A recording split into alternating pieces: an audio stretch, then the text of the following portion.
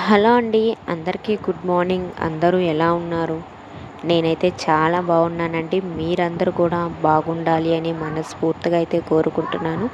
Welcome back to my channel Nikki daily vlogs. ఈరోజు video అండి, ఏకాదశి రోజు ఉదయం నుంచి మా అత్తయ్య గారు పూజ ఎలా చేశారు, ముగ్గులు ఎలా వేశారు అనేది ఈ వీడియోలో మీకు షేర్ చేయబోతున్నానండి.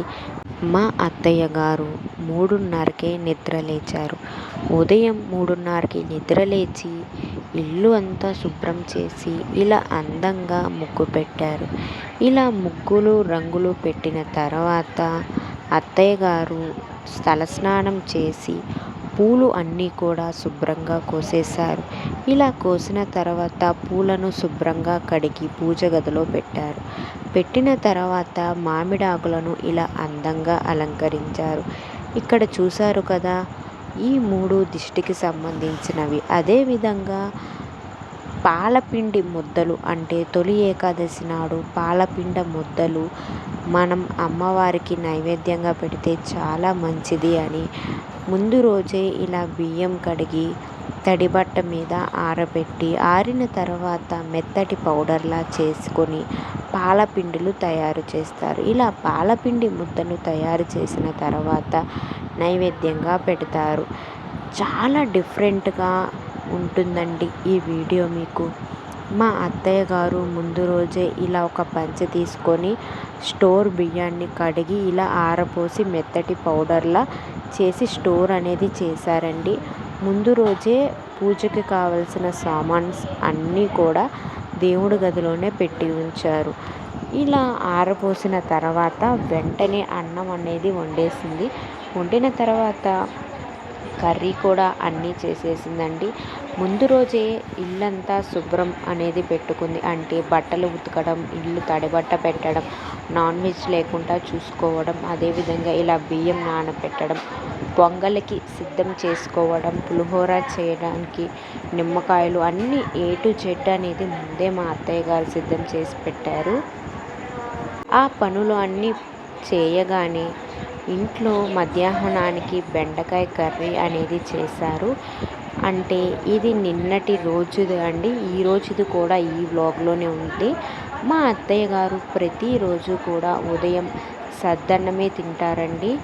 ఎక్కువ పల్లెటూర్లలో సద్దన్నాలే తింటూ ఉంటారు. గింజ పోసుకొని మా మామయ్య గారు, మా అత్తయ్య గారు తింటూ ఉంటారు. మా కోసం అయితే ఇడ్లీ అనేది చేస్తూ ఉంటుంది. ఇక్కడ 2 కూరలు అనేది చేశారండి. మునక్కాయ పులుసు, అదేవిధంగా బెండకాయ పులుసు అనేది చేశారు. ఇది ఏకాదశి వీడియో అండి. అంటే ఈరోజుటి వీడియో వడలు ప్రిపేర్ చేయడానికి మా అత్తయ్య గారు గ్రైండర్లో అనేది పిండి రుబ్బారు. అంటే మనం కింద రుబ్బుతూ ఉంటాం, శనగరాల బండ అంటారు కదా, దానికేసి రుబ్బుతూ ఉంటాము. అదేవిధంగా మా అత్తయ్య గారి ఇంట్లో అది లేదు. గ్రైండర్ పాడైపోయి ఉంటే గ్రైండర్లోనే మా అత్తయ్య గారు రుబ్బారు. మిక్సీకి అనేది అస్సలు వేయరు. ఇలా రుబ్బిన దానిని అరగంట పాటు అలానే ఉంచి ఆయిల్ వేడైన తర్వాత వడలు అనేది ప్రిపేర్ చేశారు. అదేవిధంగా పప్పు సికీలకు, అంటే బోండాలా తయారు చేస్తారు కదా, లోపల బెల్లంతో తయారు చేసిన ఉండ అనేది పెడుతూ ఉంటారు కదా, అలా పప్పు సిక్కులను తయారు చేయడానికి ఆ లోపల పిండి అనేది సిద్ధం చేశారు. ఇప్పుడు మా అత్తయ్య గారు ప్రసాదం, అంటే నైవేద్యం కోసమని వడలు అనేది తయారు చేస్తున్నారు. 5 రకాలు అనేటివి మా అత్తయ్య గారు తయారు చేశారు. ముందుగానే పొంగలి సిద్ధం చేసేసారు. అదేవిధంగా పులిహోర సిద్ధం చేసేసారు. వడలు ఇప్పుడు ప్రిపేర్ చేస్తున్నారు. ఇది ఉదయం 6 గంటల వ్లాగ్ అండి. ఉదయం లేవగానే 3:30 నుంచి మా అత్తయ్య గారు చేస్తూనే ఉన్నారు. ఇలా వడలు తయారు చేసి, రుబ్బిన వడలు అయితేనే టేస్ట్ ఉంటుంది అని మా అత్తయ్య గారు రుబ్బే చేస్తారండి. ప్రతిదీ కూడా రుబ్బే. మనం నాన్ వెజ్కి మసాలా మిక్సీకి వేస్తూ ఉంటాం. ఇక్కడ అలా కాదండి. ప్రతిదీ కూడా గ్రైండర్లో కానీ, లేకపోతే ఇక్కడ రుబ్బేది ఉంటుంది కదండి, వాటితోనే రుబ్బి వేస్తూ ఉంటారు. ఇక్కడ అరటి ఆకు అనేది ఒక బౌల్లో కానీ లేక ఒక దబర్లో కానీ పెట్టుకొని మా అత్తయ్య దబర్లో అనేది అరటి ఆకులు వేసుకొని దాంట్లో పెట్టింది. పల్లెటూరు పద్ధతులు కదండి, చాలా ఇంట్రెస్టింగ్గా ఉంటుందండి. ఇంకా ఇంకా చూడాలి అనిపిస్తూ ఉంటుంది. ఇలా వడలు తిరగేస్తూ ఐట్ల గురించి చెప్తూ ఉంది, పూజ గురించి చెప్తూ ఉంది, ఇలా చేసుకోవాలి అలా చేసుకోవాలని చెప్తూ ఉంది. అక్కడ నెక్స్ట్ పప్పు సుక్కులకు ముందుగానే ఉండలు ఒక బౌన్స్లా తయారు చేసుకొని పెట్టుకుంటుంది.